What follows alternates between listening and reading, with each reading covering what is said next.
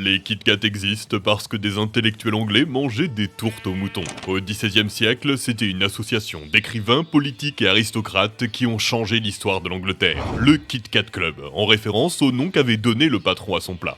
Pas très ragoûtant. Au début du XXe siècle, une usine de chocolat trouve le nom cool et dépose la marque. C'est un employé qui va suggérer la forme. Une boîte de chocolat qu'on peut amener au travail. Et paf, le Kit Kat à 4 barres était né. C'était il y a presque 90 ans. Vous imaginez pas les origines aléatoires que renferment certains de vos snacks favoris. Les Doritos devaient être jetés à la poubelle, le Mars a détruit une famille, et les Oreos avaient un nom de produit vaisselle.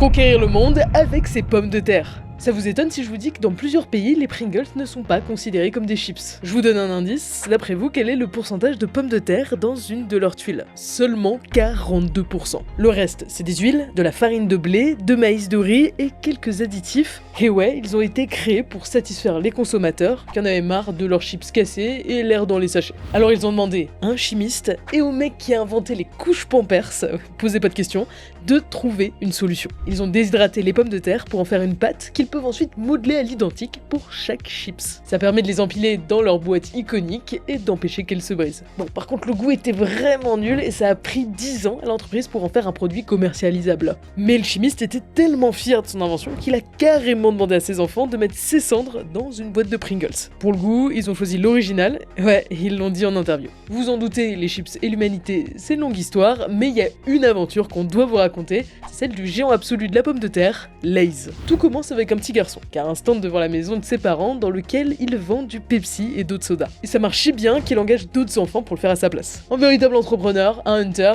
et vous savez quoi? Quelques années plus tard, il va monter une boîte et fusionner avec Pepsi. Adulte, il travaille chez Sunshine Biscuit. Ouais, les rivaux d'Oreo. Mais se fait virer pendant la Grande Dépression. Alors il trouve un job de démarcheur pour des fabricants de chips avec lesquels il va travailler plusieurs années. Jusqu'à qu'on lui propose une opportunité en or. Racheter l'entreprise. Il fait alors un emprunt de 650 000 $, renomme l'entreprise Lay et se jette dans l'aventure. Le temps va lui donner raison. À la sortie de la Seconde Guerre mondiale, il est le deuxième plus gros vendeur de chips des USA, dominant tout l'est du pays. Les premiers sont à l'ouest, c'est Fritos. Eux, ils ont une idée de génie. Utiliser les quantités astronomiques de fromage déshydraté fabriqués pendant la guerre et les mettre dans du maïs soufflé, c'est ça, les Cheetos. Problème, ils avaient un peu de mal à s'étendre sur le territoire. Alors ils concluent un accord avec Lay's pour s'entraider à vendre leurs produits. Ça va tellement bien marcher qu'en 1961, ils fusionnent pour former Frito-Lay. 4 ans plus tard, ils sont absorbés par Pepsi Cola et devient le géant absolu que vous connaissez tous, PepsiCo. Ce qui va leur permettre d'être commercialisés dans le monde entier et devenir le leader incontesté des chips. Le dernier né de l'entreprise, c'est Doritos. À l'origine, ça vient d'un restaurant à Disneyland, Californie, appartenant à Fritos. Ils recyclaient le surplus tortilla et les faisaient frire en les assaisonnant. Les clients adoraient. Alors la boîte s'est emparée de l'idée. Ouais, ce que vous mangez, c'est des restes coupés en triangle.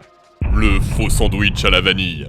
Inventé en 1908, il y a 115 ans, 2 biscuits chocolatés qui renferment un cœur crémeux. À une époque, on l'appelait le roi des biscuits. Je parle bien sûr des Hydrox. Quoi, les Oreos? Une pâle copie bas de gamme. Croyez-moi, après cette histoire, vous ne les mangerez plus jamais de la même façon. Jacob Lose, c'est le cliché du self-made man américain. Il quitte l'école à 16 ans, prend un petit job, économise et à 20 ans, il ouvre sa propre boutique. Puis en 1882, il s'associe à son frère et reprend une fabrique de gâteaux et bonbons. Tout leur réussit. L'argent rentre, les clients sont contents. Mais Jacob a une intuition. À l'époque, de nombreuses entreprises, dans le pétrole ou l'huile par exemple, fusionnent pour devenir plus puissantes et dominer le marché. Lui se dit qu'il n'y a pas de raison que ça marche pas pour les biscuits, sa spécialité. Avec l'aide d'Adolphus Green, un avocat, ils réussissent à rassembler 35 entreprises et fondent l'American Biscuit Company. Jacob, lui, en devient le président. Sauf qu'être à la tête du plus gros fabricant de biscuits de l'ouest du pays est pas de tout repos. Surtout qu'il n'était pas le seul à avoir eu cette idée. À l'est, s'est montée la New York Biscuit Company, un conglomérat encore plus gros. Pendant 7 ans, il va batailler pour faire prospérer l'entreprise, mais ça va l'épuiser. Il finit par tomber malade, passe la direction à son frère et part en Europe se reposer. C'est là que les embrouilles commencent. Son frère, Joseph, pense qu'il n'y a qu'une seule façon d'arrêter la bataille, fusionner avec leur rival. Depuis son lit, à l'autre bout du monde, Jacob s'y oppose fermement, sans résultat. Il n'est plus là pour les décisions, l'avenir de l'entreprise se fera sans lui. Alors, en 1898, l'American et la New York trouvent un accord et deviennent la National Biscuit Company, la plus grande manufacture des USA, encore connue aujourd'hui sous le nom de Nabisco. À sa tête, c'est désormais Adolphus Green, l'avocat, considéré comme le plus apte à gérer cet immense mastodonte. Ça va s'avérer vrai, il dirige Nabisco d'une main de fer, modernise les usines et les conditions de travail, standardise la production, fait des procès à toutes les marques qui ont des noms proches de ces biscuits. Les actionnaires sont aux anges, les fabricants qui aimeraient garder un peu d'indépendance, beaucoup moins. Jacob va alors revendre ses parts et quitter l'entreprise pour qui il avait tant donné.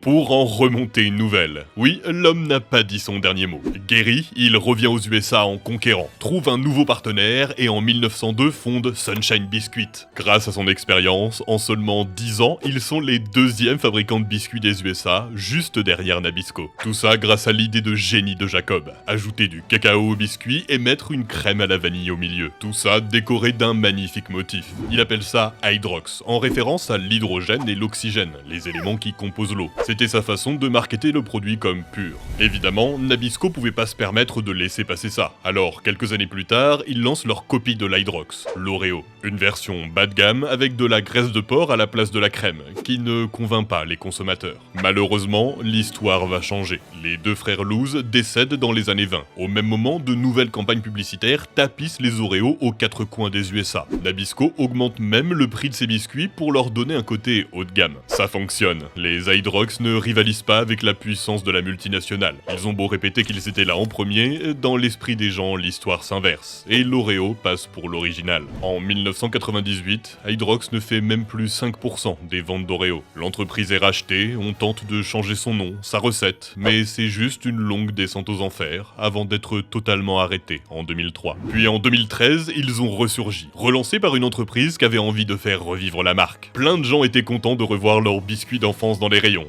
Sauf Oreo. D'ailleurs, on a découvert en 2018 que Mondelez, la boîte qui possède désormais Oreo, demandait à ses employés de cacher les Hydrox dans les rayons ou de les retourner pour pas qu'on voit la marque. Comment ils font ça? C'est simple. Aux US, ils livrent eux-mêmes les Oreos dans les magasins. Alors ils en profitent pour réarranger les concurrents. On se demande de quoi ils ont peur. Après tout, ils ont déjà réécrit l'histoire. Le fils prodige de la barre en chocolat.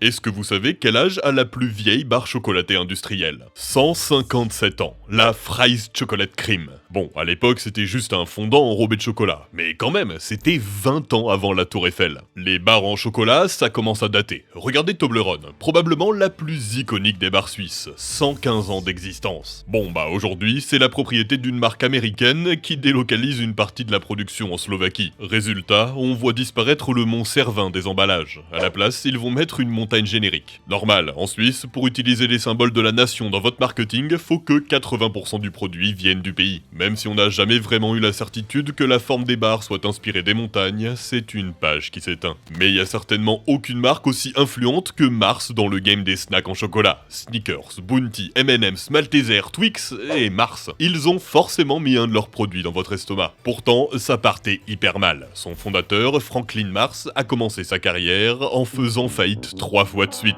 Faut croire que les bonbons c'était pas son truc. Sauf qu'il était tenace, et la 4e fois sera la bonne, grâce à une barre en chocolat, la Maro Bar. Bon, c'était pas incroyable, mais au moins l'entreprise tournait. Le succès arrive grâce au fils de Franklin, Forrest. Il lui donne l'idée de mettre un milkshake dans sa barre, et voilà le Milky Way. Crème de lait, nougat, caramel et chocolat. Le succès est immédiat, 800 000 $ de chiffre d'affaires la première année. On pourrait croire que c'était le début du bonheur pour la famille, mais non. Le contraire en fait. Frank était heureux de leur succès, Forrest lui voulait continuer de grossir et conquérir le monde. Il trouve son père trop laxiste avec les employés, gérant pas bien ses usines, alors ils passent leur temps à se disputer sur l'avenir de l'entreprise. Forrest tente de récupérer un tiers de la boîte pour pouvoir ouvrir de nouvelles usines au Canada, mais le papa refuse catégoriquement. Alors le fils prodige quitte l'entreprise et part s'installer en Europe. Là-bas, après quelques ratés, il invente la barre Mars, celle qu'on connaît aujourd'hui, une version européenne de la Milky Way. Pour dominer le secteur, il paye ses managers 4 fois le prix du marché, mais leur demande de travailler 14 heures par jour. Patron un poil tyrannique, mais génie des affaires, il a l'œil pour investir, devient un leader de la nourriture pour animaux de compagnie et cofonde même le riz Uncle Ben's. En observant des soldats manger des Smarties pendant la guerre civile espagnole, il réalise le potentiel d'enrober du chocolat dans du sucre pour le préserver. C'est là qu'il invente les M&M's,